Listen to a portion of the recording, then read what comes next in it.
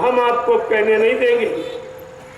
मैं आपके सामने आपके लिए कह रहा हूं, आपके बचाव के लिए, आपकी सुरक्षा के लिए, आपकी हमदर्दी के लिए मैं ये कह रहा हूं। इसलिए मैं कलयुग में अब आपको मैं ये कहने नहीं दूंगा कि है हुसैन हम। आप मौजूद हो, आपकी मौजूदगी में मैंने खुदा का खुदाई पैगाम और परमात्मा का सच्चा संदेश संपूर्ण इंसानी मानवजात को सुना दिया, और जो बच्चा उसको सुनाना। अब आप न सुने न सुनाने थे तो इसका खामियाजा तुम भुगतोगे। आज आप एक तो कोई सुनाने वाला नहीं, मैं सुनाने वाला निकला तो यहाँ सुनाने के लिए बड़ी पाबंदियां, और वो गुरु परिवार के लोग, संसार के लोग करें तो ठीक, लेकिन गुरु परिवार के लोग कहते हैं सत्संग को रोकवा दो। अब इनसे बड़ा राक्षस कौन हो? तो धर्म चर्चा को रोकवाए, धार्मिक कार्य में पाबंदी लगाए, अच्छी बातों के सुनने सुनाने में रोक टोक लगवाए, रुपया पैसा खर्च करें। क्या इनसे बड़ा राक्षस कलयुग में कौन होगा? आपको इस पर भी विचार करना, और इसमें सब शामिल, अधिकारी कर्मचारी सब। एक तो कोई बताने वाला नहीं सच्ची अच्छी बात, और जब बताने के लिए कोई निकला उस पर इतनी तरह से पाबंदियां लगी कि वो सत्य बात नहीं कहेगा। धर्म की बात, सच्चे मानव धर्म, सच्ची मानव जाति के लिए हित का संदेश पैगाम नहीं दे सकता, इतनी पाबंदियां लगी। अब आपसे मैं पूछूंगा, ये धार्मिक देश और धार्मिक सत्ता इस समय, और धर्म के लिए, धर्म को बताने कहने के लिए हमें परमिशन लेनी पड़ती, और वो भी कहीं कहीं ये देते भी नहीं। क्या ये दोषी नहीं है?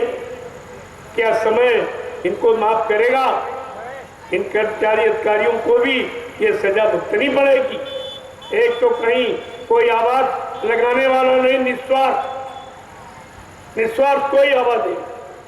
पूरे हिंदुस्तान में मैंने निस्वार्थ धर्म कर्म का सच्चा संदेश दिया और दे रहा हूं, जिसके बदले कोई इच्छा नहीं रखता। लेकिन फिर भी ये कर्मचारी अधिकारी सब दोषी, कहीं कहीं परमिशन है, कहते हैं इनको अच्छी बात कहने का परमिशन। क्या यह धार्मिक सत्ता आगे आने वाले भविष्य में अपने आप को धार्मिक कह पाएगी? क्योंकि मैं प्रमाण प्रस्तुत कर दूंगा कि मुझको धर्म की अच्छी सच्ची सही बात कहने के लिए परमिशन लेनी पड़ती थी, और कहीं कहीं परमिशन ये देते भी नहीं थे अधिकारी। क्या तुम बच पाओगे? अरे समय ने किसी को माफ नहीं, और तुम्हारे लिए भी वो समय आ रहा, तुम्हें भी माफी नहीं मिलेगी। आपने भी वही काम किया जो रावण ने किया, कंस ने किया, उससे कहीं ज्यादा खराब तुम्हारे काम। इस प्रशासन शासन के उससे ज्यादा खराब। देख रहे हैं, मैं पूरे हिंदुस्तान में 10 बरस से लगातार संदेश दिया, कहीं कोई अप्रिय घटना हुई है? कोई बता देता। ये शासन प्रशासन वालों को लिख के देना चाहिए कि 10 वर्षों से ये लगातार पूरे हिंदुस्तान में घूम घूम कर शुद्ध मानवता का, इंसानियत का संदेश दे रहे हैं, और इन कोई अप्रिय घटना नहीं, क्योंकि इनका कोई निजी स्वार्थ नहीं। लेकिन कोई कहने वाला नहीं है। तो क्या इससे और खराब समय और भी कुछ कहा जाए?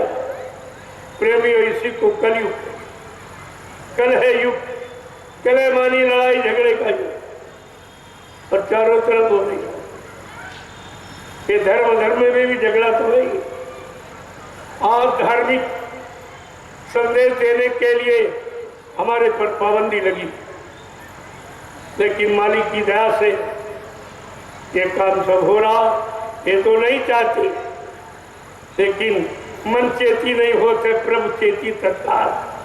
आज प्रभु का कार्य है, इसलिए इसे कोई रोक नहीं सकता। जोर लगा ले हेले जवानी, कितना जोर लगाएगा जग में जय गुरुदेव का झंडा, लहर लहर लहराएगा,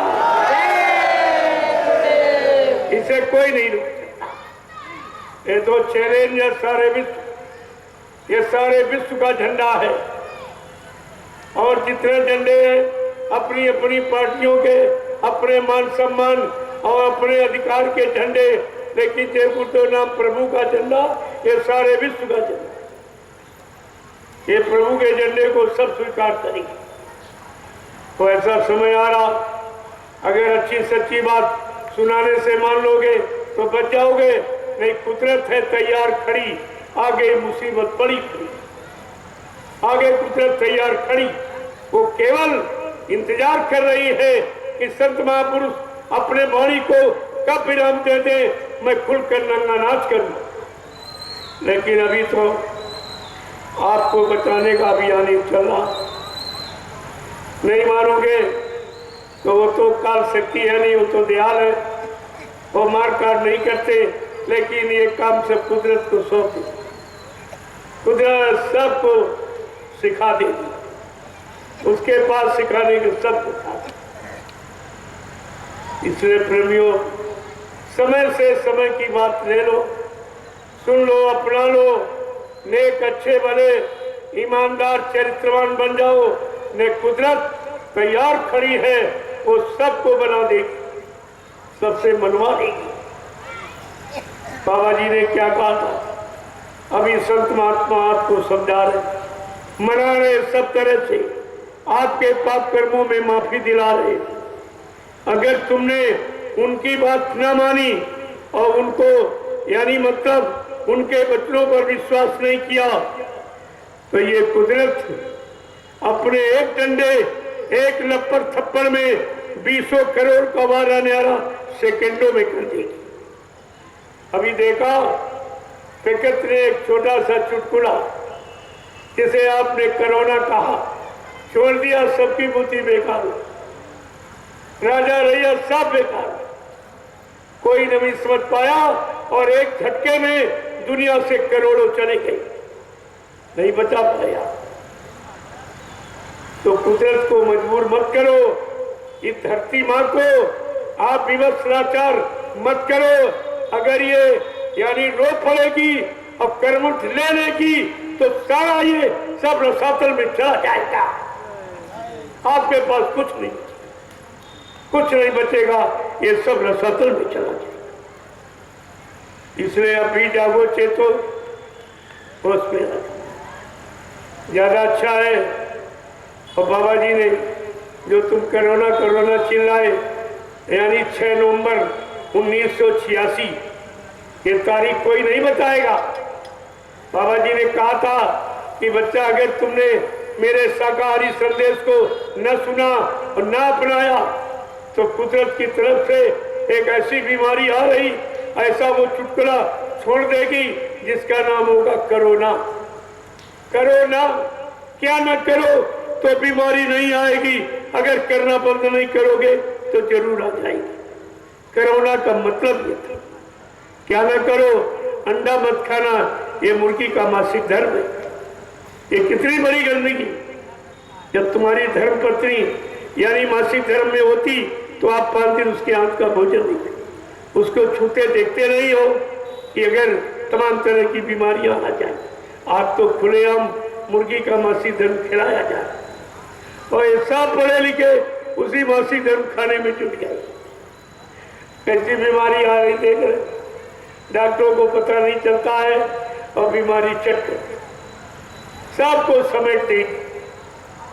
बाबा जी ने पहले ही कहा, बड़ी बड़ी बीमारियां होंगी, एक की दवा 100 में न मिले।